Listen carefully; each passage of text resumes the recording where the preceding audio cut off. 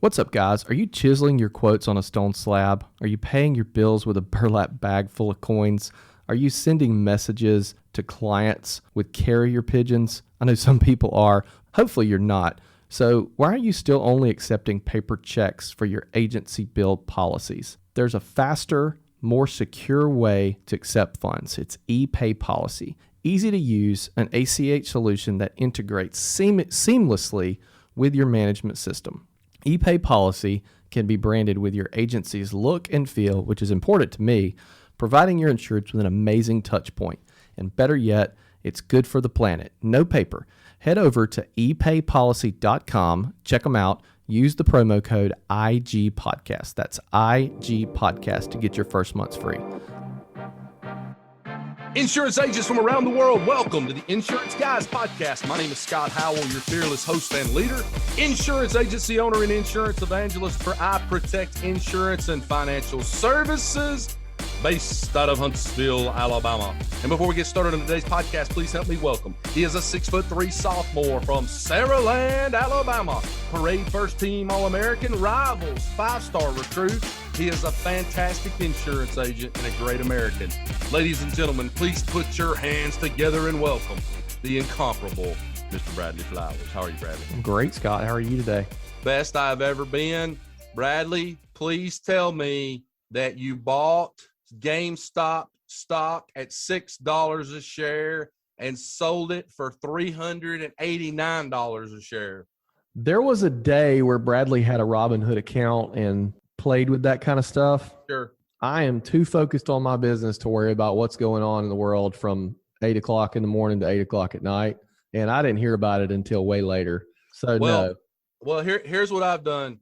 I felt like it was my duty, my obligation to tell as many of my friends and family members as I could that what we are talking about relative to Wall Street bets and putting money on GameStop and AMC are the two big ones that they're talking about, is the difference between playing NFL football and playing Major League Baseball when you talk about that versus long-term retirement strategies. Yeah. So very volatile, might make some money, might lose some money. But I told somebody the other day, I said, I'm not going to say that it is as, I don't want to say bad, but I don't want to say that it's as hard as going and winning a Powerball lottery. It's not quite that bad, but it's pretty close. And I'm a member of that Reddit Wall Street feed. Yes. And they will tell you that that is very, very volatile. And if you are going out and putting your dead-gum mortgage payment on GameStop stock, that's probably not what you want to do. You want to have a good long-term investment strategy. And if you have a little money you want to throw in there and just see what happens to it, great. The way I look at stuff like that is me keeping my head down and worrying about what's going on in here from a day-to-day basis and not consuming the news, not getting into any of that kind of stuff is going to have more of a net positive than me worrying about what's going on in the market and trying to jump on a stock and that sort of thing. So I had a friend call me and tell me about it. He's like, hey man, it's still not doing. I'm like, all right, whatever. That's fine. I'm good. We wrote some accounts today. That's all I'm worried. That's the market I'm worried about is what did we sell today?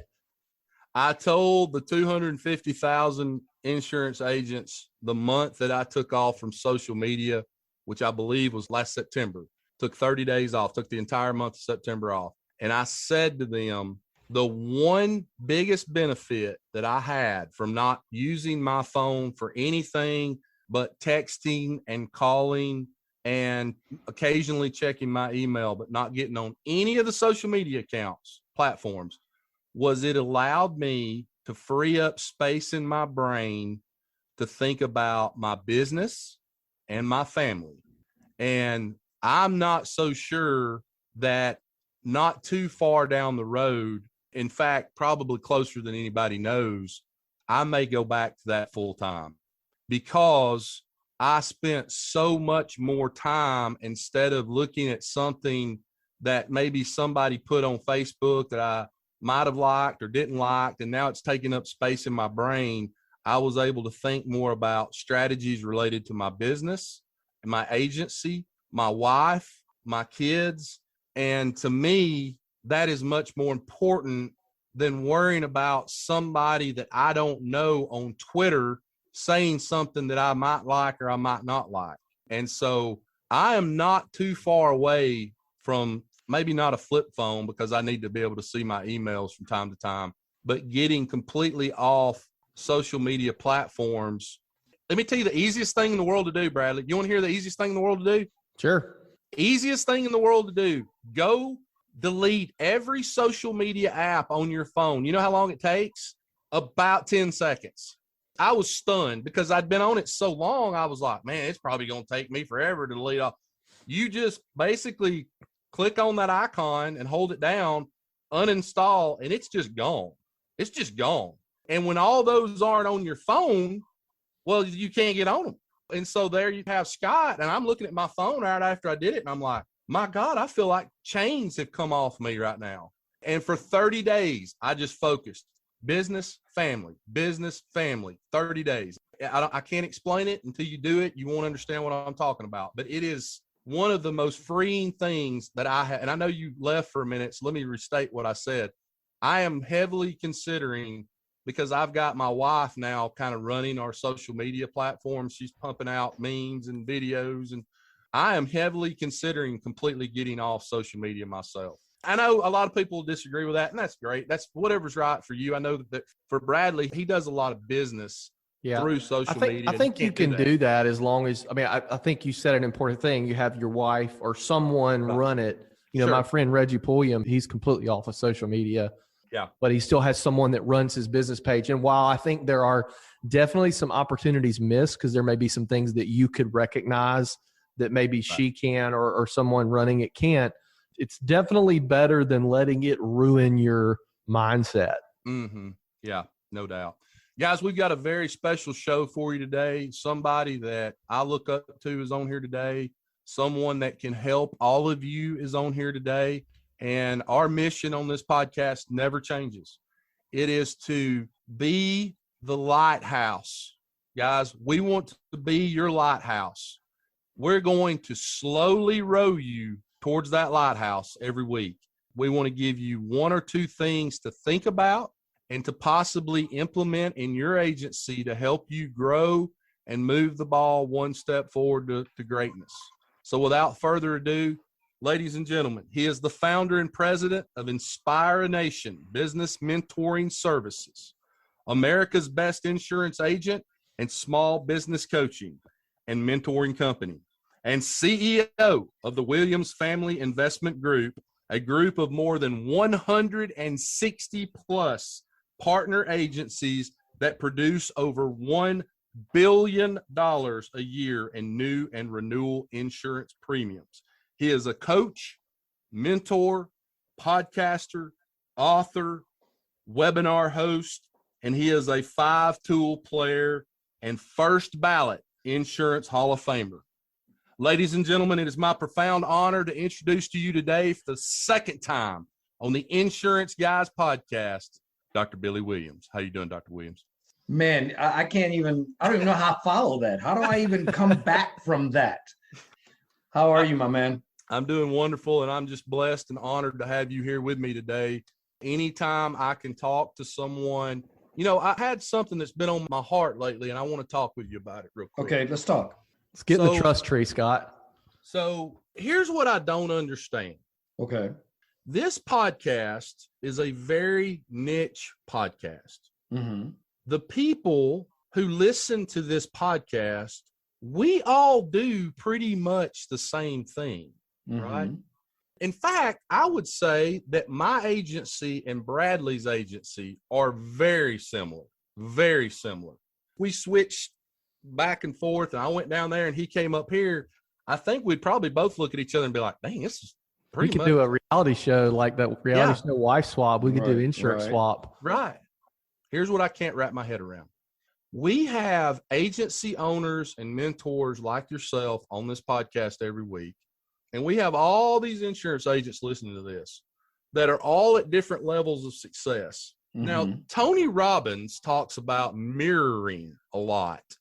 You want to be successful, You go find somebody that has done and gone to where you want to be and go mirror that person's activities, their body language, their tone of voice, the things they've done to be successful, and you will be successful. But I don't understand why insurance agents, because we all kind of do the same thing every day and we're all using kind of the same technology and the same sales processes and same companies and things like that, why more agents don't mirror someone like yourself? Not just you, could be right. Jeff Roy, successful could be agents. Chris Paradiso, could be Craig Wiggins. Craig Wiggins' agency's 2 miles down the road from me here in Huntsville. 2 miles. Okay. But why we don't mirror more, and why we let our pride and our ego, I mean, you talk about, I believe it's the 23 processes in every agency, doesn't change. But we let our egos and our pride sometimes, and some people just don't know what those 23 processes are. I'll give them that. But why we don't all do more mirroring? Okay, let me address that. I always tell people I'm not smart, but I am intelligent. I'm like a squirrel. I maybe can't pass a standardized test, but I know how not to starve in the winter. You know what I mean? So let me make this real simple. You have 4 types of discipline. 4 types. You have self-discipline, accountability, automation and technology, and then outsourcing. Those are the 4 disciplines that it takes to run an insurance agency or any business for that matter. Say those again. Can you say one more time? Self-discipline, accountability, automation and technology, and outsourcing. So let's put it in a word sentence. If you're not going to do it yourself, and you're not going to let someone else hold you accountable for doing it, and you're not going to automate it, then damn it, give it to somebody else to do. Okay? Right. But what happens? Agents get stuck at different levels of the discipline spectrum. So some agents are like, no, I'm self-disciplined enough. I can do this on my own. I don't need to ask Scott. I don't need to talk to Billy. I don't need to talk to Brad. I got this. My self-discipline is so good that I'm good. I don't need it. And then some agents don't have accountability. So success makes things seem better than what they really, really are. So they did something good for a moment, and because it looks successful, they don't want anyone else to know or anyone else to do, so they have no accountability. Next, they don't know their technology. They don't know automation and technology and how to get the most out of that automation and technology. And then they say they don't have any money, so I can't outsource it to a VA or have a part-time person come in or do whatever because I don't have any money, not realizing the opportunity cost is much greater. Right. Because you're sitting there holding on to a task that you won't do instead of paying someone who will do it and let you make more money because it's getting done. So why are we at different levels? Because we each get stuck at a different level of discipline. Does that make sense? How do we convince those people that are stuck at that level to get to the next level? You can't convince people of things. I'm a firm believer in that. I know there are people who are mentally ready and prepared, but you trying to suddenly take someone who's not mentally prepared and saying, go do this, they're just not going to be there. They're just not emotionally and mentally ready to do that. Now, we talked about discipline. Let's talk about the 3 types of lack of discipline. Okay. You have mental, physical, and emotional. Mental is, I don't want to think about it. I don't want to process the information. I want to act like it doesn't exist. Right. Physical is, I'm not going to come in that early. I'm not going to stay that late. I'm not going to process that many endorsements. I'm not doing that. I'm not making that many outbound phone calls. And then there's outsourced emotion. I'm so afraid that I'm going to piss somebody else off, that somebody else is going to be upset, that Judy's not going to want to do it, that Ted's not going to want to do it, that this is not going to happen, that I won't even mention it to them because Susie would never do that. Why don't you have your person make outbound phone calls from 3 to 4? Oh, no, she won't do that. That's not what she does. No. So I'm so afraid of that outsourced emotion or that outside emotion that I just don't deal with it. So that's why agents are at different levels, because they get stuck at the 4 levels of discipline one of those four, and then they let those three emotional, undisciplined or lack of discipline areas interfere with their life. So that's going to put us all at a different level. You know, I'm blessed in that my dad was military. I grew up military. I did 21 years on retired Army. My dad did 35 years. So literally my entire life was built around process, structure, and order. Right. Okay. Process, structure, and order. And one of the things my dad taught me as a child that I live with every day is when something happens, the first question you have to always ask, what did I do to allow that to happen? And that's a question a lot of agents avoid. I just got off a phone call with an agent, and the agent had a producer that was skimming off policies and doing all this other kind of stuff while they were trying to open their own agency on the side. And the agent was pissed off. And I said, well, hold up. What did you do to allow that to happen? Where was the accountability? Where was the tracking? Where was the processes? Where were the spot checks that should have caught all of this early in the game? That's such a good point. I have agents, because I'm big on using social media, I'll have agents ask me often, Dr. Billy, they'll say, well, do you think I should let my team brand themselves? And I'm of the belief that you should allow them to do that, because if you believe that that's good for your business, how can you tell them they can't do that? But Bradley, what if they screw me over? If they screw you over, you should have recognized that they were the type of person to do that long before you gave them access to the Facebook account. Right. Long before you gave them access to the management system. And so everything comes back to you. Right. It comes back to processes. See, here's the deal. I can't recognize a person's character. I can't identify a person's character because everyone changes in different situations. When you were broke and hungry, your character was hardworking and dedicated and committed, but then you got some money and now the real you came out. Remember, money doesn't make you who you are. It reveals who you are. Right. Okay. So I can't test a person's character, but what I can control are my processes, my workflow, and my spot checks. Okay. So Bradley, you and I were talking yesterday or day before, and I said, everything in my business is built around an S4TS model. S, 4 T's, and then an S. So the first S is standards. What are the standards in my business? What are the standard coverages that we recommend? What are the standard for operations? What are the standard for expected revenue per sale? What are the standards for lead to quote ratios? I mean, I got standards for everything, right? Because standards are my culture. Right. Then there are 4 T's. The first T is time. Am I time blocked? Because if you don't make the time to create wealth, then all of your time is spent fighting off poverty. Okay. So I time block everything. Judy's doesn't just make a call, an outbound prospecting call. That's time blocked on a calendar somewhere to make an outbound prospecting call. Bob doesn't just follow up with leads. That's time blocked on a calendar to follow up with leads. So the first T is time. The next T is technology. Do I know my technology? Do I know what my automation does? Do I have my scripts? Do I have my templates? Do I have any of that? Right? The next T is training and role play. If I didn't train you on what to say, then I can't get pissed off when you don't know what to say. Right. Right? And I'm gonna come back to role play in a second. And so the last T, so I've got my time, I've got my technology, I've got my training, and then my task and my processes. Do I actually know what tasks make the most money for my agency? So Brad, you and I had this conversation the other day. I said, it's real simple for us. I'm going to identify the 4 to 6 tasks that cover your paycheck.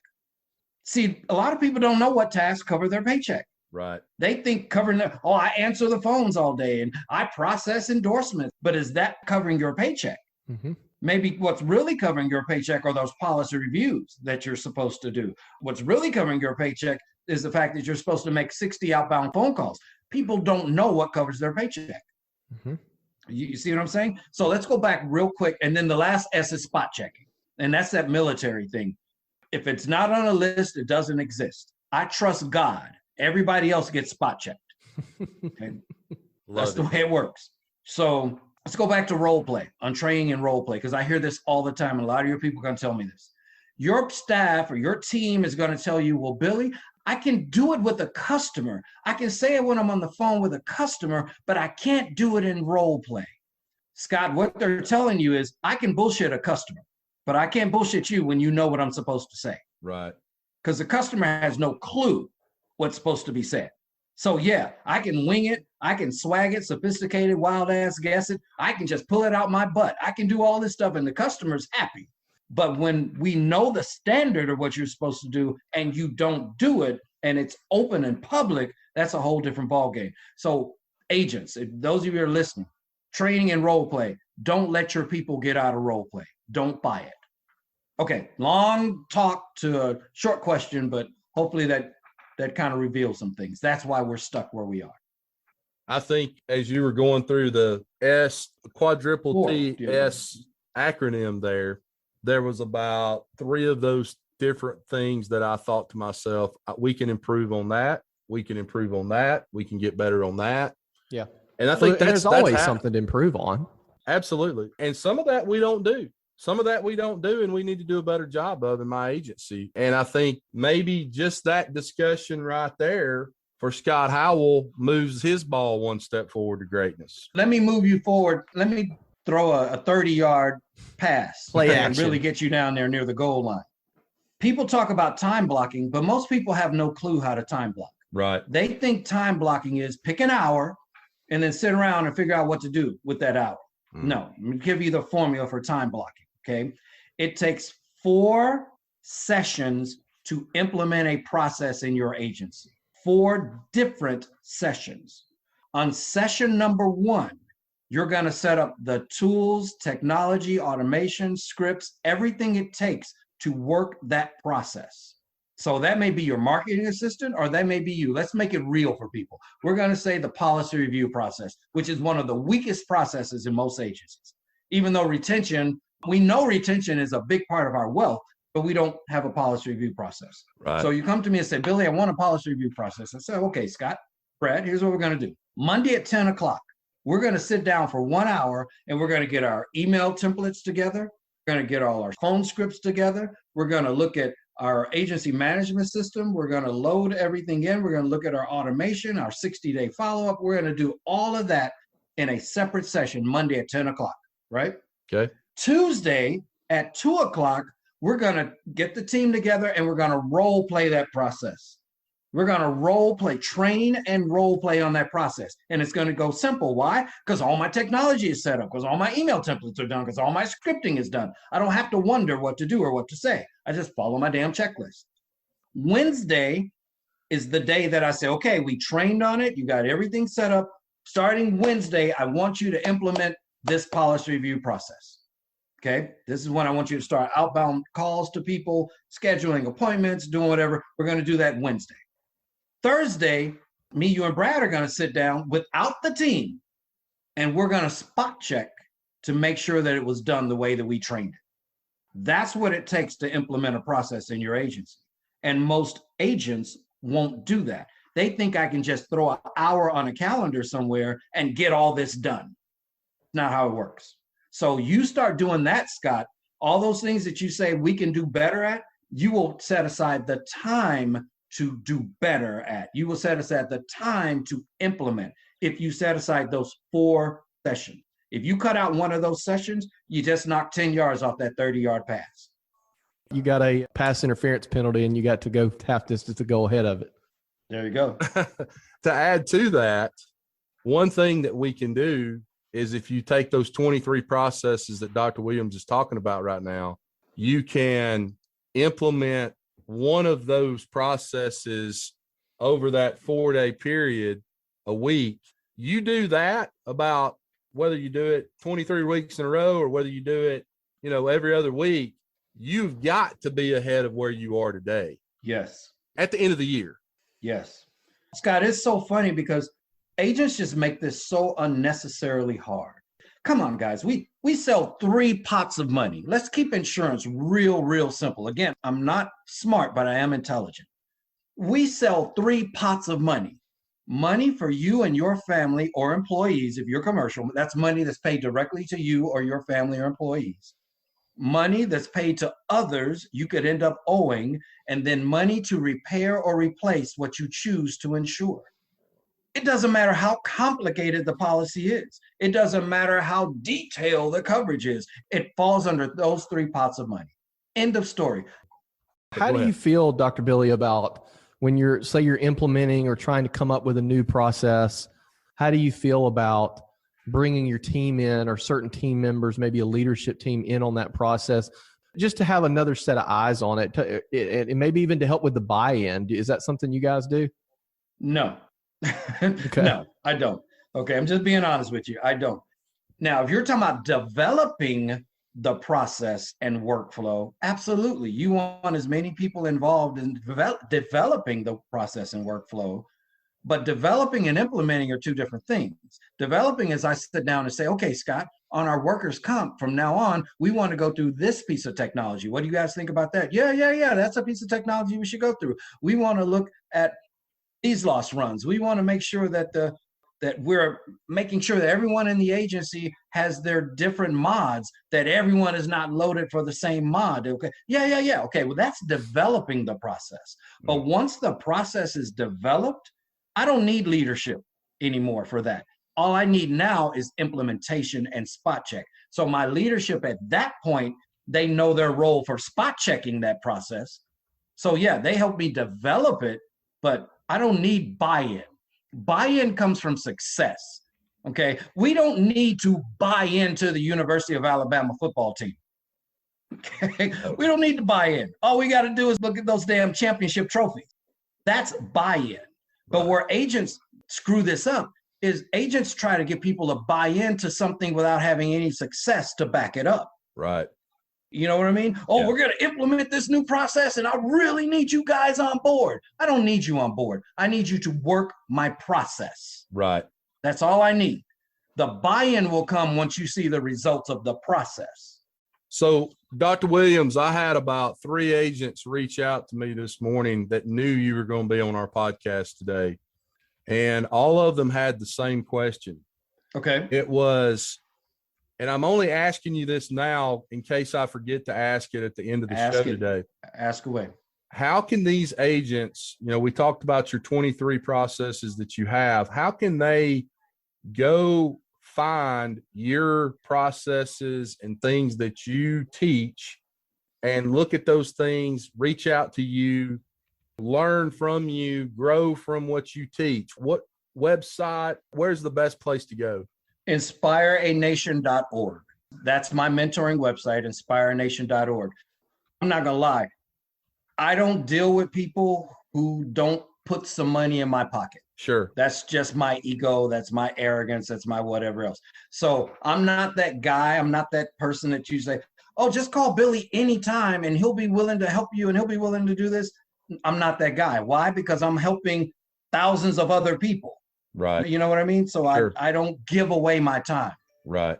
I just don't. But if you go to InspireNation.org, look at our site, we're very affordable. We're $179 a month. Right. Come on, guys. And we have no contract.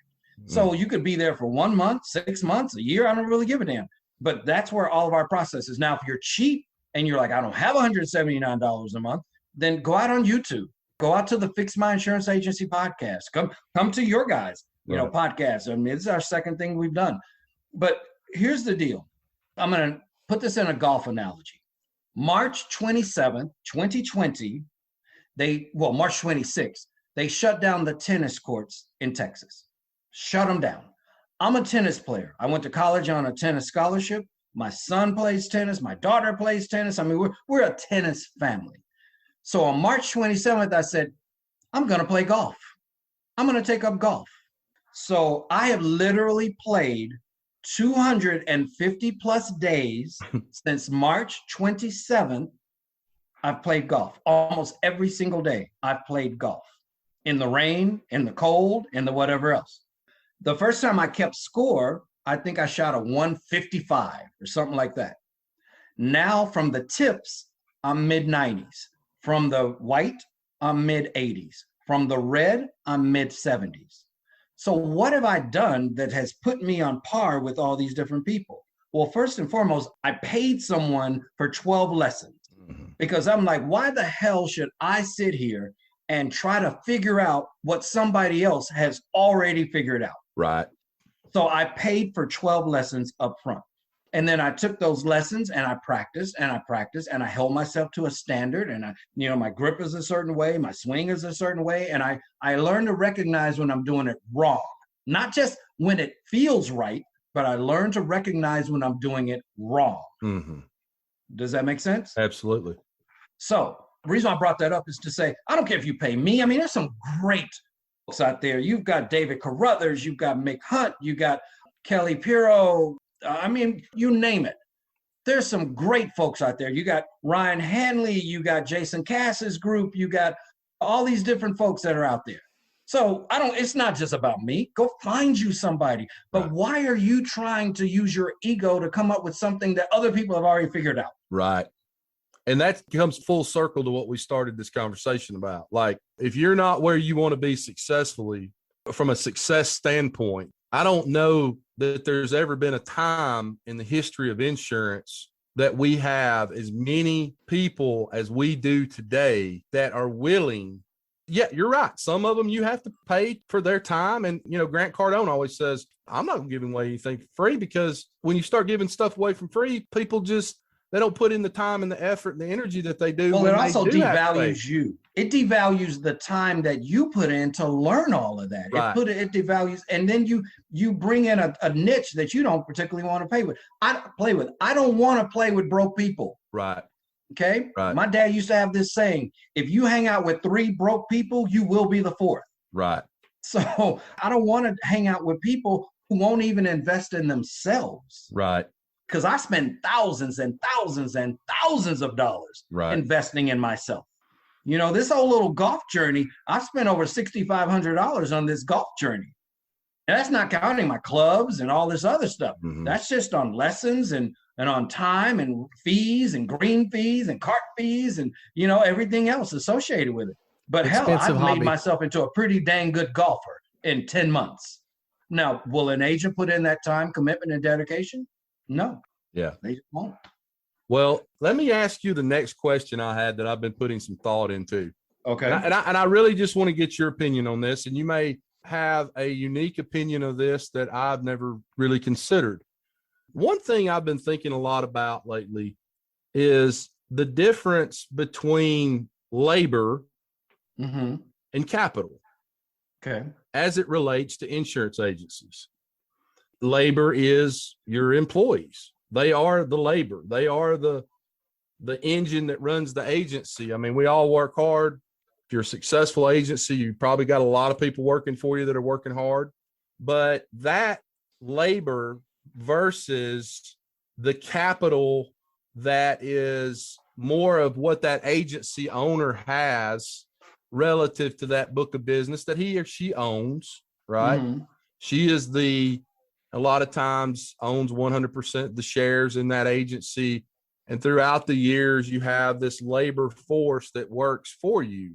And I guess where I'm going with that is, what are your thoughts on creating some form of employee-sponsored ownership of an agency where over time, even if it's not a lot, even if it's just kind of a dividend type thing, to allow your employees to have a portion of that agency or a share or multiple shares of the agency based on their longevity with that agency?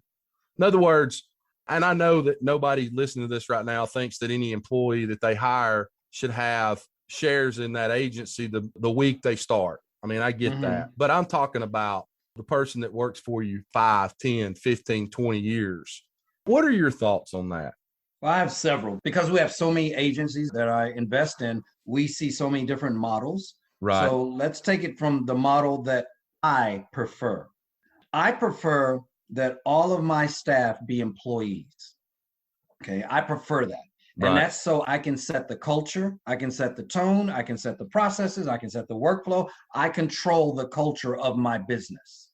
Right. Now, what I do is I pay a renewal bonus The renewal bonus says if you achieve this level of sales, or maybe it's retention or whatever else we bank it on, if you achieve this, you earn this much renewal bonus. So that means you may have agencies that literally the producer may earn 12% of their book in renewal bonus.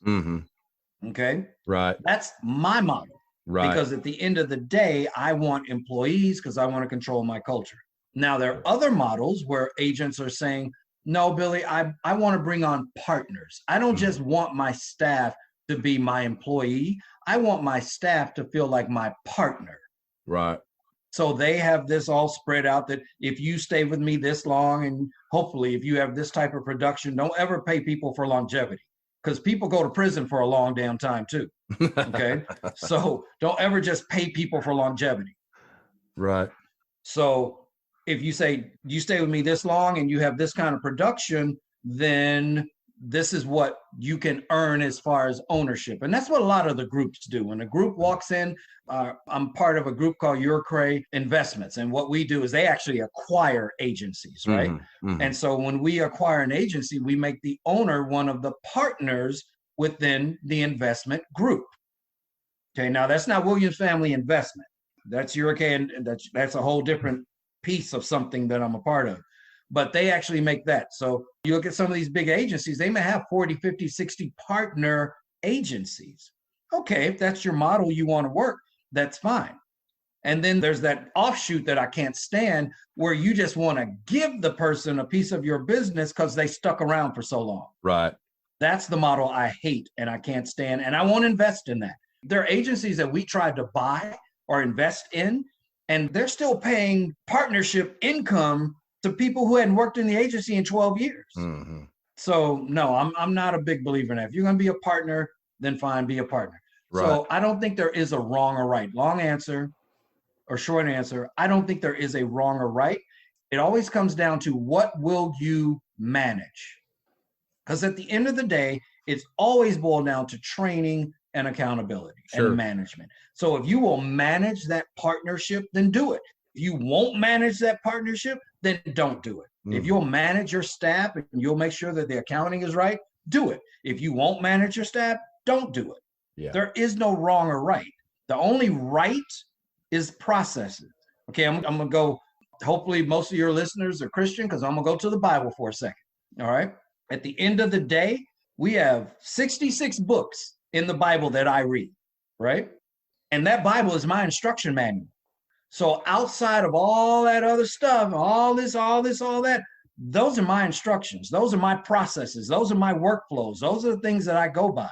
And I know I'm screwing up when I don't follow my processes. Right. I know I'm screwing up when I don't follow what the Bible tells me I'm supposed to follow. Sure. You see what I'm saying? Yeah. So agents, if you want to do ownership, you want to do this, you want to give it away, you want to renew a bonus, doesn't matter as long as you are willing to follow the damn process. I got another question for you. Yes, sir. I don't think anybody's ever asked you this before. Maybe they have. Been a long time since the first day you opened that Allstate agency. Yes, sir. If you could jump in a DeLorean with me today and go back in time and walk into that office after, let's say you've been there 6 months, and you walk in as yourself today, and you could sit down with Billy Williams back then, what advice would you give him? One, why did you go captive instead of independent? I'm just being honest with you. I'm just, I mean, going, and I'm not dogging. That's a great answer. That's a great answer. I'm not dogging captives, because, you know, there's a place for everybody. Wait a minute. Are you saying you'd walk in and go, what in the hell are you doing? What in the hell are you doing? I'd walk in and say, dude, you're eventually going to have to leave this if you want to make the kind of money you want to make. Right. Okay. Right. And Brad and I were talking about this the other day, and I said something, I think he wrote it down. I said, complacency follows failure. It doesn't follow success. I tweeted it, and I gave you credit when I tweeted it. Thank you. So what that means, let me break that down. What that means is we become complacent when we try to do something and it doesn't work out for us. So then we justify it by saying, well, cool, I'm okay. I make enough money already. I'm happy. I've got my boat. I've got my family. I've got this. So I'm good. I don't need any more. This is enough for me. Right. That's like people say, oh, I don't want to be rich. I just want enough to be comfortable. What you're really saying is, I don't think I'll ever be rich. So I'm going to be happy with the comfort that I have. It's the same thing here. So knowing my personality and knowing that I wanted to make as much money as I do today, right? If I really knew what the hell I was doing, I would have recognized right up front, I couldn't do that as a captive. It just would not have worked for me. Because here's what's crazy.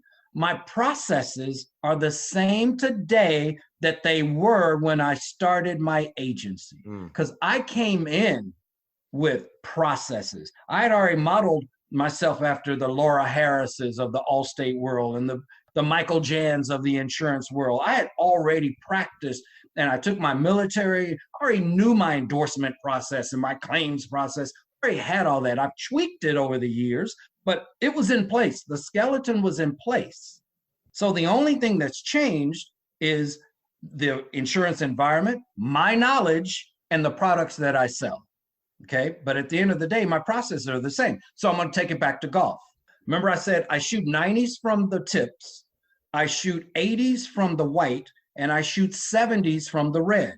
Well, my clubs don't change. My swing doesn't change. My process doesn't change. Nothing changes, but my score changes. Why? Because the environment changes. You see what I'm saying? Right. A lot of agents are losing business. They're losing out on business because every time something changes, they want to change everything. I'm going to change my processes. I'm going to change my agency management system. I'm going to change the way I do this. I'm going to change the way I do that. Dude, you don't need to change it if you're working it well. Right. Change it if you've outgrown it. Don't change it because you think there's something shinier out there. Right.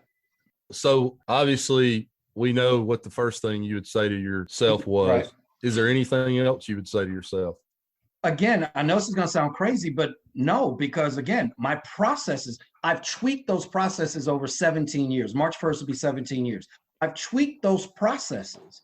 But as far as changing them, if you go back to 2008 and you see anything that I have out there, I'm still talking about the endorsement process, the claims process, the new customer process, the birthday process, the policy review process. I'm still talking about the same damn processes. I've just tweaked them as technology has changed, as communication tools have changed. You know, we didn't have Zoom. We didn't have GoToMeeting. We didn't have any of that stuff. We didn't use text messaging. Okay. But my processes have stayed the same. So I know it's going to sound crazy, but literally there's so little that I would change about what I've done because I hire the same. I hold people accountable the same. I pay differently because I have more to pay. Right. But my structure was really, really good. I didn't start out with, hope I can figure out what the hell I'm doing. I started out with a plan, and I've just tweaked and modified and improved the plan. Just like in golf, I started out with my clubs, my lessons, my plan, what I needed to know, and now I'm tweaking that and making it better, but I'm not changing my swing. I'm not changing the way I putt. I'm not changing the way I do that. I'm just making sure that I improve every single day. Hey, you mentioned a couple of people early on in your career that you modeled things from. How did you get to know those people, or were you just following them from afar? And no, I joined their mastermind groups. Okay. I joined their stuff. I spent a lot of money with Michael Jans. Okay. You know, because I wanted to know what he was doing. You know what I'm saying? Yeah. I'd spent a lot of money going to different things and going to different people and going out to different groups and finding out who's doing what. So no, I just invested in myself. This wasn't a freebie. I never go somewhere looking for a freebie. Right. I rather invest in myself first. And then if someone wants to give me something free after that, great. But I'm going to spend some money with you first. I'm not just going to ask you for stuff. Sure. Yeah, I feel the same way. I always feel like if I'm going to take up somebody that's been as successful as you have, if I'm going to take up your time, I need to be willing to pay for that time. Right. And it's one reason, I was telling somebody that I don't reach out to Mike Stromso because I'm not paying Mike Stromso. And therefore I feel like me reaching out. Well, I know he would probably answer my call or listen to what I had to say, but there would be that thing in the back of my mind where I'm thinking, you really need to be paying him for his time right now. Right. Well, you know what? But there's so many different ways you can pay people. So as an example, like you guys having me on this podcast, right? You know what I'm saying? That is payment for me reaching out to Bradley, and we did some training and we did whatever else, because you're helping to expose the world to my ideas, to my values, to the different things that we do. So even though there was no monetary exchange, there's still a payment there. I did sign up for your program about 30 minutes ago. Okay, well, there you go. Well, I appreciate that. Well, the thing is, whatever you spend in money, you will make back 10 times. I tell anybody that our program is not one where you walk in and we're not a bill. You know what I'm saying? When you walk into our program, because you saw part of it, when you walk into our program, everything is step by step. I'm giving you, I don't say your people should say this. I said, here's the exact script they need to say. Here's when they need to say it. Here's why they need to say it. Here's how they need to say it. And in fact, I role played it so that they would know what it should sound like. Right. Well, and I like learning from people such as yourself that are practitioners of the advice that they are giving. Right. And so I'm not speaking to the insurance industry. I'm speaking to the business world. There's a lot of people that are successful because they're successful and they're famous because they wrote a book. There are a lot of stage heroes. And there's no substance behind that. And Scott and I have even learned that, or I've learned that being around some folks, not in the insurance industry again, that it's like, wow, like there's no substance behind the scenes. You know what I mean? And they're a good marketing company. Yeah. So they got good marketing and good promotion. Respect but there's to that. Really nothing that you can bank on. Respect to that. Like that you did build something and you did get there. But I like people that are, and by the way, for those of you listening, I'm not talking about Gary Vaynerchuk, but I like learning from the people that are doing it. I would rather get advice that is not as polished, not saying yours is not polished, but I would rather get advice that's not as wow, but it come from somebody who's actually doing it and implementing it every day. And that's why with even me, you know, agents will call me and ask me for advice. I don't advise anybody on anything that I'm not doing, that I haven't proven that's worked in my agency. And if they do ask me advice on something I've never done, I will tell them I've never done that. But if I were to do that, this is how I would probably approach that. No guarantee of success. Well, Bradley, let me say this. I think that's one of the reasons this podcast has been so successful. Definitely. And I think it's one of the reasons why both you and I speaking careers have done extremely well. Absolutely. Because I'm not Ryan Hanley. I'm not Jason Cass. I can't get up on stage and give the most eloquent, beautiful speech ever. But Scott and I are going to get up there and we're going to give you real hard advice that we know this work you can implement. Not that Jason and Ryan aren't doing that, because they've got both sides of it, in my opinion. Absolutely. But this is what we're doing and it works, you know? Don't you agree, Scott? Absolutely. And furthermore, here's the kicker, guys. When Bradley and I stop this podcast today, my phone will come off airplane mode, which it's on right now. Right. And I'll have 2 clients I need to call back. I'll have 14 emails from carrier reps, from this person that needs this, from that person that needs this. What I'm trying to say is we are in the firefight in Afghanistan with you. Well, I can tell you exactly what I'm going to do when I get off this. When I get off of this, my team, while we've been on this call, wrote a 5-figure commercial account. And then at 5:00 Central Time, I have a meeting with my biggest account on a claim they had about 2 months ago that we're getting that finally resolved. So I actually have a meeting here in 3 minutes. So, but when I get off, I have a meeting with one of our agents and we're going over their yearly plan and I'm holding them accountable and tracking stuff. And today I'm looking at technology. You know what I'm saying? Show me in your technology how you do this, how you do this, and how you do this. And if you can't show me that, then you better show me the training plan that you have in place to learn how to do it so you can show me next week when I check it again. Right. That's what it takes. Dr. Williams, last question. I'll let you go. I know you need to run. Yes, sir. So COVID hits in March timeframe of 2020. In terms of process or just agency way of doing things and performance-wise, Has that changed, or have you had to tweak some things there? Or again, this is gonna sound so arrogant, and it's not meant to be that way.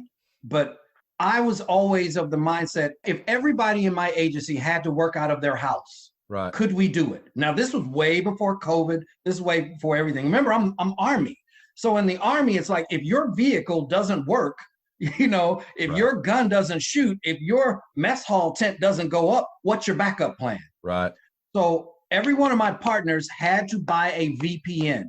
Every one of them had to own, that was part of our agreement. You must own a VPN. A VPN is a virtual private network. Right. Some of them use the VPN already, but when COVID hit and everyone was on AT&T and Charter and Spectrum and Time Warner and all this other stuff, our agencies already had a VPN.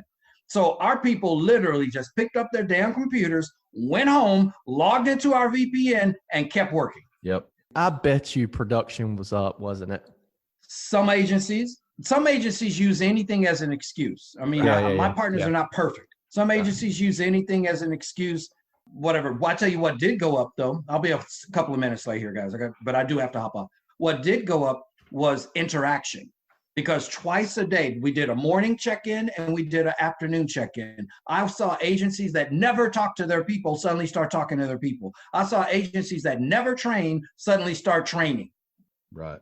That was us. Your better agencies' production went up. Yes. Because we saw that. We saw that. And a lot of it had to do with because there was, again, our processes are our processes, but people get distracted in the office. They will sit there and something that should take 2 minutes, they want to talk about it for 15 minutes. Oh, Mr. Jenkins called in and his payment was late. And I told him, Sally, did you hear about this? Come here, Judy, let's talk about Mr. At home, you didn't have that. Right.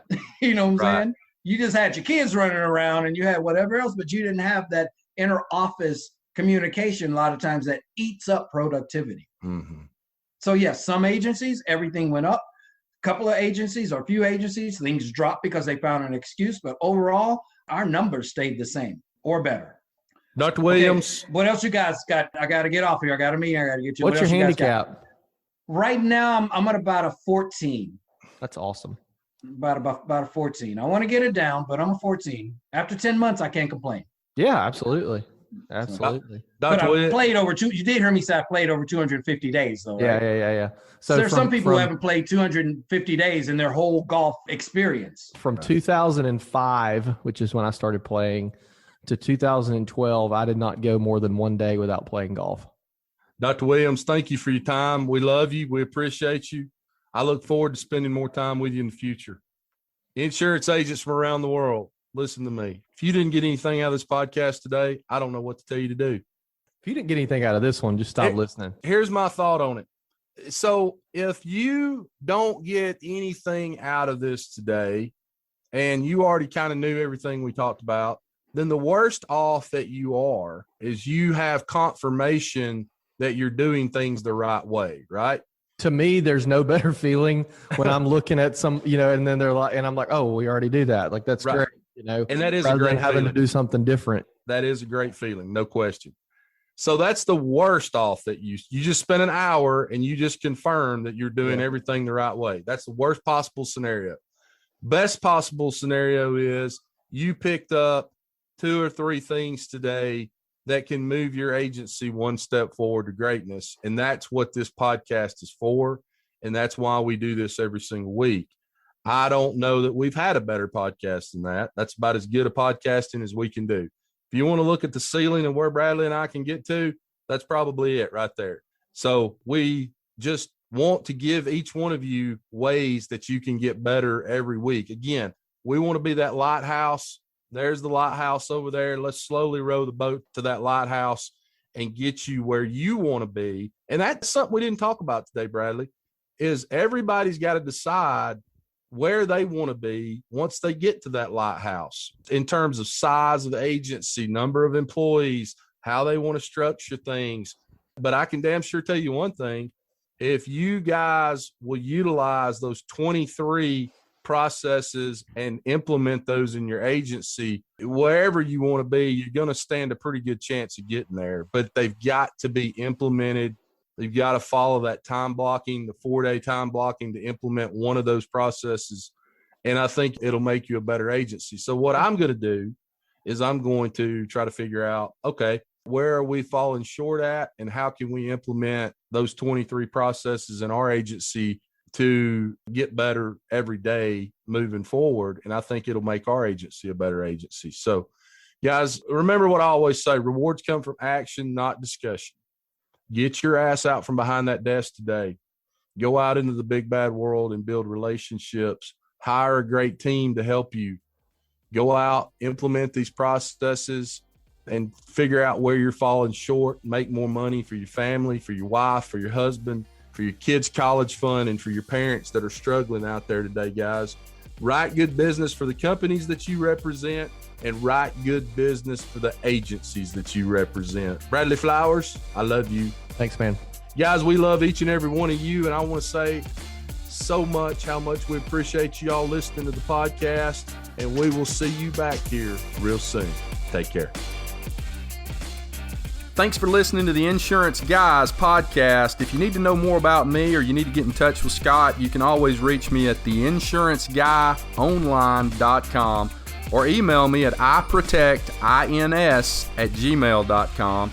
And if you need to get in touch with Mr. Bradley Flowers, go to bradleyflowersinsurance.com or email him at bradley@saralandinsurance.com. Guys, we love you. Thank you so much for listening.